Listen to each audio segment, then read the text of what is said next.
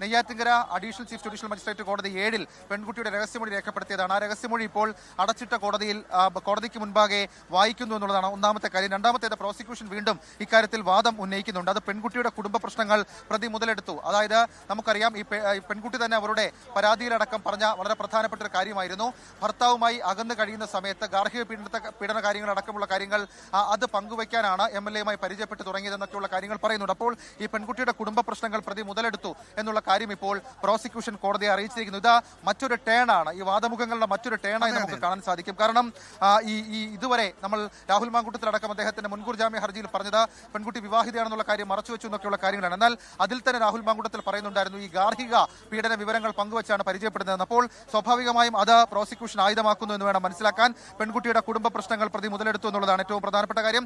നഗ്നചിത്രങ്ങളും ദൃശ്യങ്ങളും പ്രതി ഫോണിൽ പകർത്തി ഭീഷണിപ്പെടുത്തി എന്നുള്ള കാര്യം പ്രോസിക്യൂഷൻ ഇപ്പോൾ കോടതിയിൽ പറഞ്ഞിരിക്കുന്നു. ഏറ്റവും ഒടുവിൽ വിജയകുമാർ, നമുക്ക് കോടതിയിൽ നിന്ന് അപ്ഡേറ്റ് ചെയ്യാൻ കഴിയുന്ന വിവരം, ഈ കേസിന്റെ വാദം രാഹുൽ മാങ്കൂട്ടത്തിലെ മുൻകൂർ ജാമ്യാപേക്ഷയിന്മേൽ തിരുവനന്തപുരം സെഷൻസ് കോടതിയിൽ നടന്ന വാദം പൂർത്തിയായി എന്നുള്ള വളരെ പ്രധാനപ്പെട്ട ഒരു വിവരം പുറത്തേക്ക് വരുന്നുണ്ട്.